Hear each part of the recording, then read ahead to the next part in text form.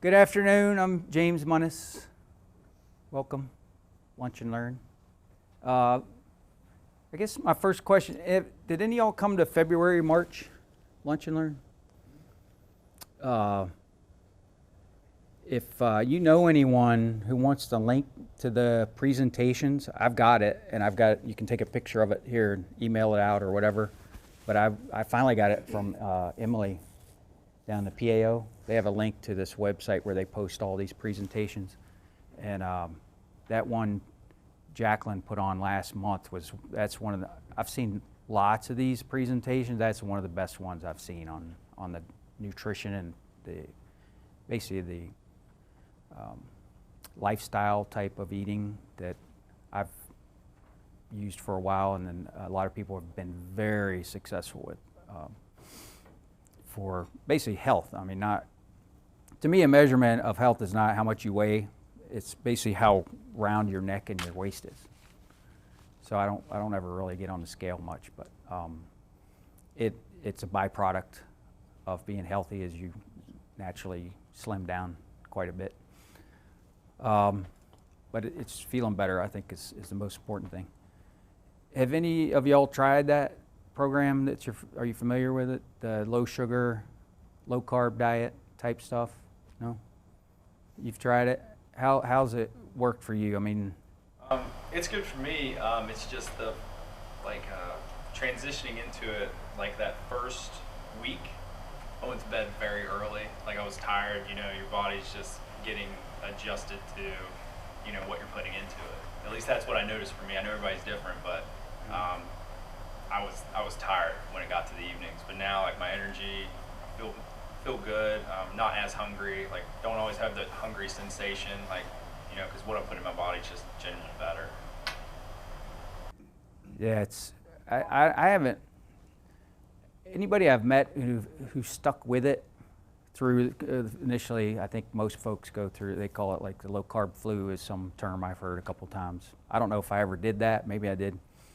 But I did remember took some adjustment. But I kind of started off many years ago low sugar. I wasn't really watching carbs, you know, like pasta and whatever. I ate rice noodles. I had a lot of gluten-free stuff, but a lot of gluten-free stuff is high carb. So I didn't really go to the full low carb until a couple years ago. And so I think my transition was maybe a little easier because I'd already kind of gotten rid of most sugar. But I've never heard of, I'm sure there's people out there who've tried it and kind of stuck with it and didn't just continue to do it just because it seems so much better. And it's not hard to manage at all. I think like most folks, if it's in a package, I check, you know, how much sugar, how many carbs. If it's not in a package, usually you can eat as much of it as you want, you know. Except fruit, you gotta be careful with fruit. And I learned a lot about that from Jacqueline's presentation, you know, what a banana used to look like, what a piece of corn used to look like. Apples, I'm sure, are the same. And it's not like they've gone in under a microscope and genetically changed these fruit, but over time it's kind of similar. They've grafted, my wife's dad used to do oranges, and they would take the better oranges and splice them together and splice them and splice. Over time they would get like the biggest, sweetest oranges again. So that's kind of similar thing. So a piece of fruit nowadays is not kind of quite what you used to eat, I guess 100, 200 years ago. Corn, same thing. Anyway, I got a short presentation today. It's, I'll just go over it real quick. My name's James Munnis. I've been a high school distance cross-country track coach. I'm a running specialist. I've been to quite a few seminars and presentations on running and gotten some certifications, and also a certified Newton running coach, which basically it's a type of running. Natural running is what we promote. Very efficient, very reduced risk of injury from running. But like Jacqueline pointed out, like I like to point out, 80% of your health is what you bring in your kitchen and what you eat when you're not at home. It's the nutrition part, and that's the best way to approach health, and then you throw in movement, exercise. If it's running, that's great. If it's something else, that's fine too. But I do have, if you want a link to that presentation, I got it written on a piece of paper. You can come up and snap a picture with your phone after, and I got some other things you might want to get pictures of up here too. I don't print a bunch of copies of things, but a lot of really good information. That presentation from last month. Also, I have a document here from American College of Sports Medicine on how to select running shoes. To me, it's how to select every shoe you wear, especially if you're wearing boots. I wear these on drill weekends, 7-8 hours a day, whereas I may wear my running shoes 20-30 minutes, maybe an hour to run in. So these shoes have more effect on my posture and everything else than any running shoe I wear. But the guidelines here are what we've been promoting for many, many years as far as a foot-friendly running shoe that will not interfere with your proper body function for running. So that's a good way to start off, a new program. Is first off, what do you work in? Wear something good on your feet. What do you run in? This will tell you how to pick out a good running shoe to kind of start off in to make any changes you might want to make. Also, most people like myself, I hit my heel on a workout bench about a month ago, and then I hit it again with a Costco shopping cart right in the exact same spot, really hard. And I haven't been able to run much in the last 3-4 weeks. So I have these, I have a program here that I'm going to follow. I've used it before for other goofy injuries I've had. It's a running walking interval program to come back from injury, or say you're getting ready for your 1.5 PT test or a 5K or whatever, and you haven't run in a while. So you've had some time off for whatever reason. And this has it's a great program. We used it for high schoolers. I've used it with dozens of people. Very effective. It's very slow transition from walking and jogging a little bit and then picking it up from basically from ground zero, say you haven't done any running for 6 months, to running for 30 minutes straight. And it's there's a 3-week program, 2-week program, and an 8-week program. And it just depends on how long you've had off as which one you would want to use. But you can share that with people you know. Again, take a picture of this and use it. It's got all the notes, tells you what to do. It's basically, example is every one of them, it starts off, you walk or jog 5 to 6 days a week. And each day you start off with a 5-minute walk. And then like the first day of this is walk a minute, run a minute for 10 minutes. Then you end with a 5-minute walk. And then it just basically builds from that. And this has been used, this program comes from the Canadian Olympic coach, and he trains his Olympic athletes, and he uses this exact same program. And it's very effective. Again, whether you're a short time off or a long time off. So they use it after, say they ran the Olympics, got whatever medal, and now they take a month or so off, and now they want to start up again. They use these exact programs. A lot of walking involved. But that's how you want to bring your body along, from recovery or from not running at all. It's a nice, slow increase in stress over time. I have a picture of that up here. The shoes, those are very simple tools to use. You can use them right away. It's not complicated. I like to keep things really simple. What I'd like to talk about, though, primarily is basically performance and preparing yourself nutritionally for like event day, like a day you're going to go run your PT test or go run a 5K or whatever you've been training for many, many months.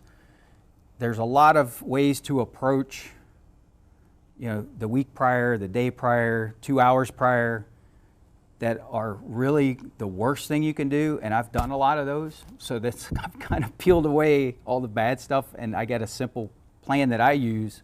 It's not good for everyone, but it's something you can start with and work from. And this mainly comes to mind. My wife has been struggling trying to run a good marathon for I don't know how many years. I think since we've been married. and she runs okay. She's actually a very strong runner. The problem she has is, like a lot of people, is sometime during that event, you know, it's a multi-hour thing, is she has stomach problems.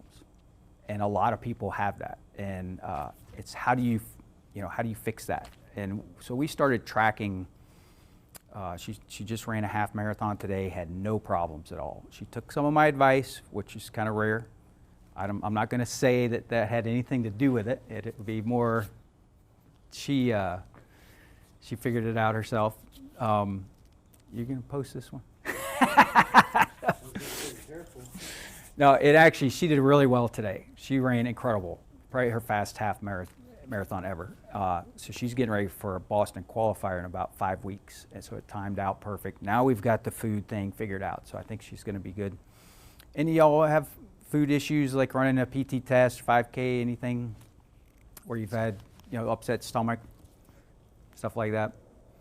Well, I'm just going to go over just some guidelines. If all you do is PT test, that's great. If you want to do other events, it becomes longer events. It becomes more and more critical on what you eat, mostly the last few days prior. But especially if you follow the nutrition plan that Jacqueline puts out, which I've got a good link for, it's called the Banting Diet.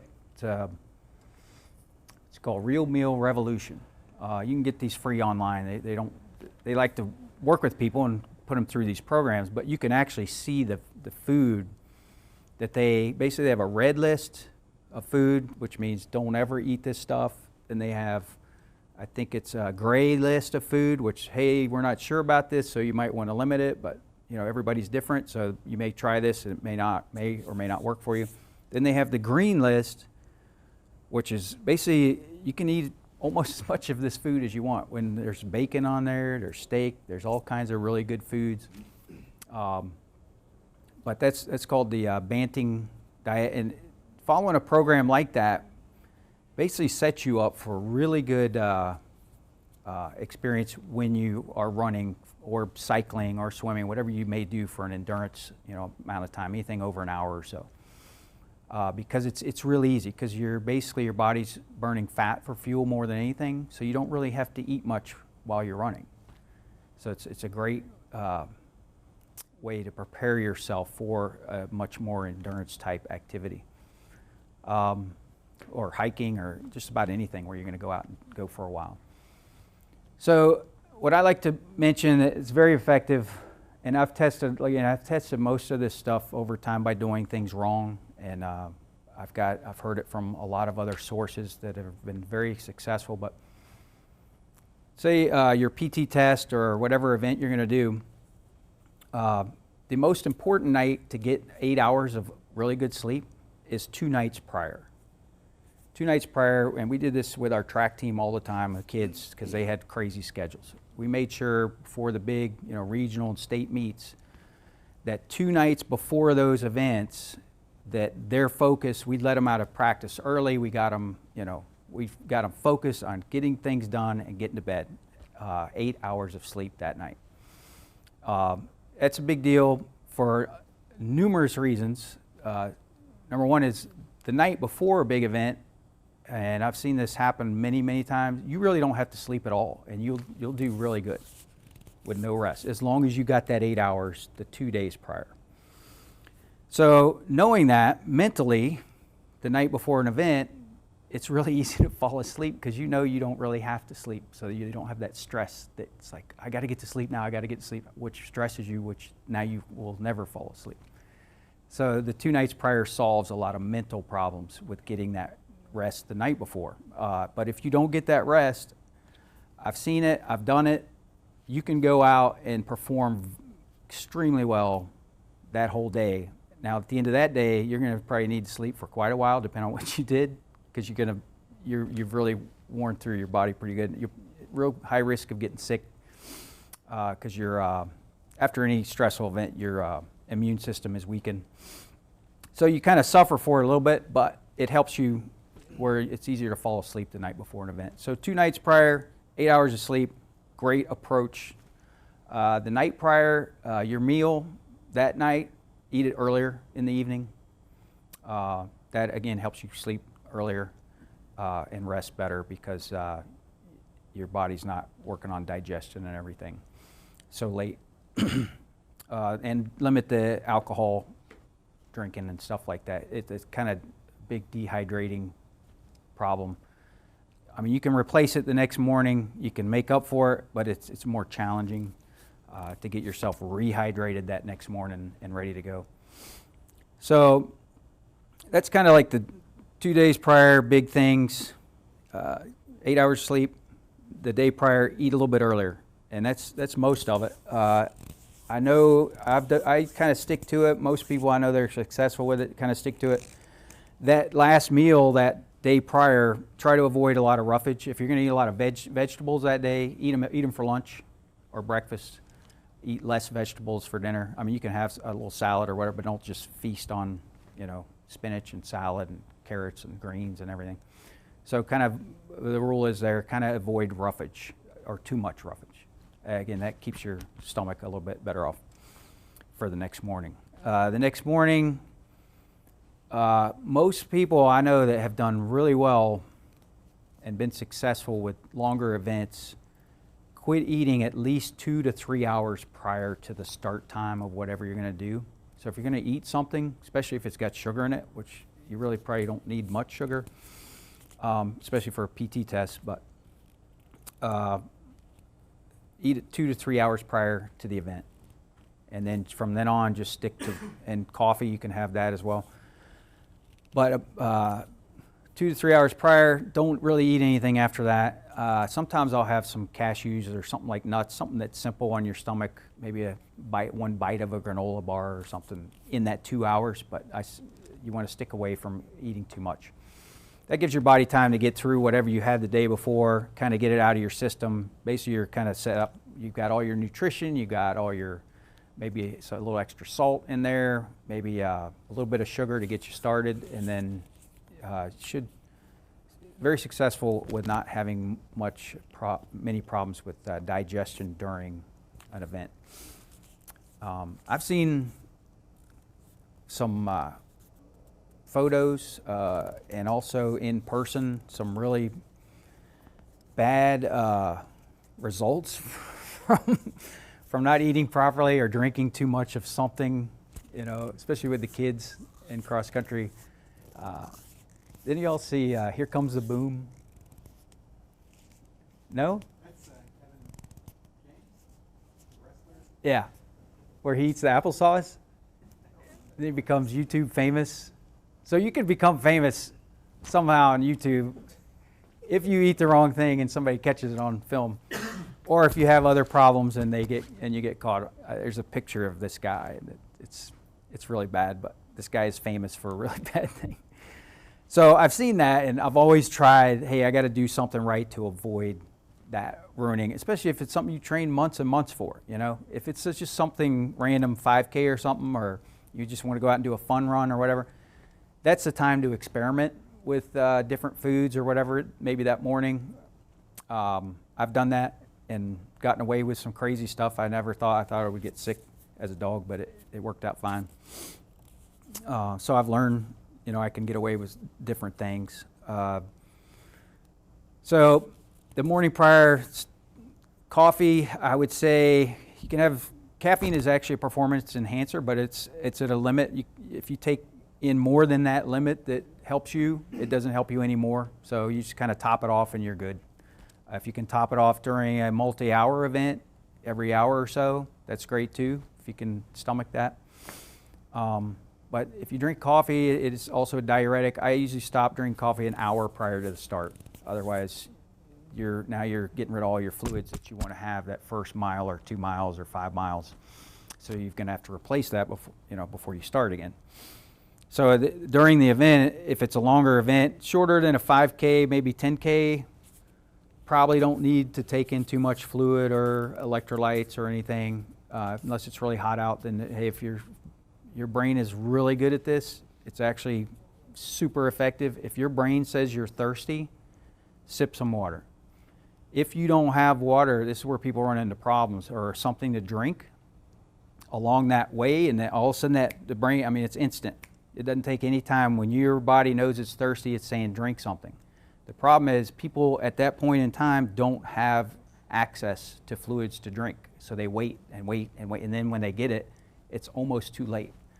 And that's where you run into dehydration and whatever. You don't have to pre-fill yourself with it. I mean, you want to be kind of topped off at the start, but there's no need to drink before you're thirsty. Unless you know you're not going to have something for a while, then maybe a little bit. But if you get too much liquid in your stomach, that can cause really bad digestive problems, especially if it's not got any food in there. So listen to your brain. If you're thirsty, make sure, then that's a pre-race thing. If it's going to be a long one, you got to carry a bottle of water because maybe it's not, you're running something that's not supported so well. Have that bottle of water or the Camelback or whatever. That's where it's important to actually have it when your brain says, I need it now. And then you just drink. I mean, you don't have to chug up, 8-10 ounces of water at a time. Just sip a little bit and sip a little bit more. Just kind of keep sipping it. So the coffee thing makes that more difficult. So I found if I stop drinking coffee hour prior and I'm sipping water at the start line, I'm ready to go, then that usually works out great. And I end up, basically, I've heard it many times.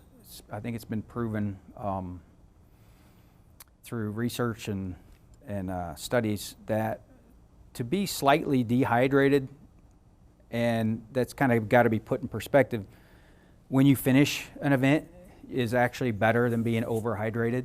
And that's kind of hard to measure, like in that perspective is, if you're getting ready to sit down and eat a meal, a full dinner, 4-course meal, whatever, your hydration level is much higher because you have to digest all this food. So to be properly hydrated to sit down and eat a meal is different than being properly hydrated to run a 5K. So it's, were you dehydrated? Well, for running a 5K, I was probably low on hydration, but I wasn't dehydrated. But if I was getting ready to sit down and eat a big meal, I probably should drink a lot more before I start eating or during the meal. So that's the perspective you kind of put that in. So you don't have to have a super huge amount of fluid in your system to run, especially the PT test. But if you're thirsty, like I said, sip before the start and don't set yourself up poorly with the coffee and the alcohol the night before or that morning. You want to kind of, like I said, be topped off as you start.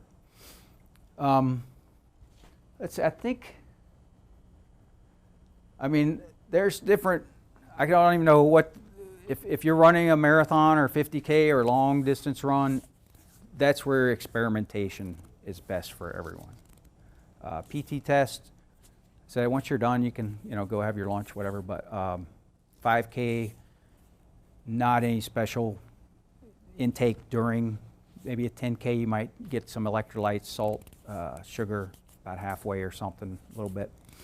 Half marathon, same thing. But again, that's experimentation as to what you want to bring in, how you want to take it in, whether it's the gels, which I used to use. I don't use them anymore. I use these Cliff Block things. They're all natural, got a little bit of sugar, a little bit of caffeine in them, a little bit of salt, everything. There's a drink called UCAN. It's really good stuff. It's a slow release carb, sugar burn. I think it's like cornstarch or something. But why I say is quit eating 2 hours prior to the event is if you take in a bunch of sugar or carbs within that 2 hours, your blood sugar will spike. And if you're a fat burning athlete and you want to use fat, the problem with that is it spikes up and your fat burning shuts off until your blood sugar is back to normal.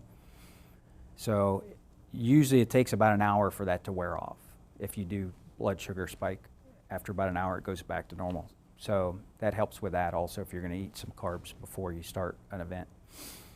But the UCAN kind of solves that because it's an electrolyte and a carb that does not spike your blood sugar. It's just a slow, steady release over time. So that's very useful for much longer events. If you're used to, though, running on sugar, yeah, you want to have some sugar 2 hours prior, but try not to drink any within that 1 hour prior, or it may hurt you more than it helps. Let's see, anything else on that? I think that's it. Anybody got any input on that? Anything they've tried that didn't work, did work? Short haul energy drinks, they actually work for me. I can get 30 to 45 minutes of a workout. It doesn't start burning out until I'm done with my workout. So. Yeah, and that's where how you set yourself up to burn fuel.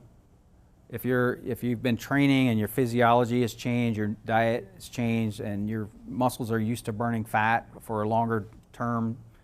I mean, I can take in some sugar and really pound for about 20, 30 minutes, but after that, it has to shift back the other way for me. So it depends on like how you train for what you're doing. Our sprinters, our hurdlers, all the shorter distance runners, we didn't really care what they ate or what they did, and it works good for a lot of them. When they get older, though, they're going to have to be careful. But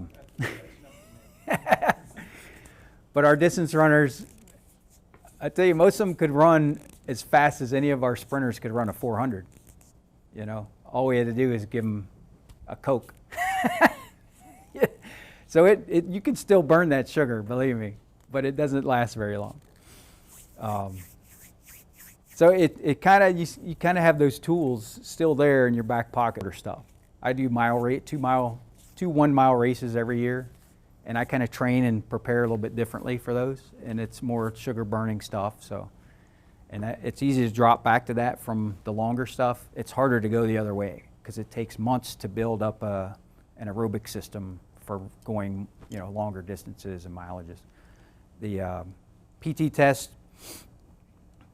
I mean, I think if you get into it and you learn a lot of great nutrition stuff, you can get a good PT test, but you're going to always want to say, hey, I'm going to go try this 5K. I mean, it keeps getting bigger and bigger because you feel really good about the longer distance stuff then. A lot of it has to do with, like I said, that you start burning fat for fuel, your body starts to shrink, you're lighter, and it's easier to run longer. I mean, it just all makes sense, and that's why just starting out on a different nutrition program, or haven't run in a while, it's that walking part is that gradual increase in stress on your body, throwing in tiny bits of running at first, and it's based on time, not how far you're running. So there's no mileage goal. It's just, I want to run for a minute and take it easy, jog a minute, and then it just slowly, your body kind of self-corrects itself over time and reacts to the stress, the light stress of running, and everything kind of you recover that night, the next day or whatever, build more muscle, fire tendons, everything starts to slowly get used to that increase in stress, and then it's a slow recovery over time, and you just keep building up and up. So it takes, a lot of great folks said, it takes two things to be an endurance athlete. I'd say most athletes is patience and discipline. You got to exercise those two things more than any muscle in your body. And it's patience to wait for things to happen and the discipline not to overdo it, which we all screw that up. Constantly, I do myself. But if you can stick to those two things, it works out great over time. Anybody have any questions or want to throw in anything? You got anything? Did you see Jacqueline's nutrition presentation last month? Last one, yes. You did? Have you tried some of that? I've actually been incorporating some of the keto diet. It's been really helpful. Yeah? Good results so far? Very good results. That's awesome. Yeah, get the word out. I've got, I was telling everybody else, I've got some information up here on shoes, on basic interval training program to build up your running, but also have a link to that presentation they videotaped. If you want to share that with anyone you know, you can come up and just take a picture of the link or give me your email. I'll email it to you. And definitely share that stuff. That's like the holy grail. That's the best way to get healthy without, I mean, even if you don't do anything, mobility wise, but you'll start to, and I know a lot of people I've tried to just convince, just try this.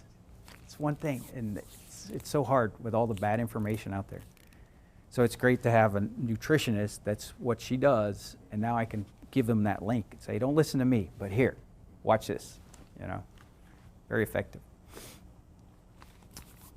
All right, that's all I got.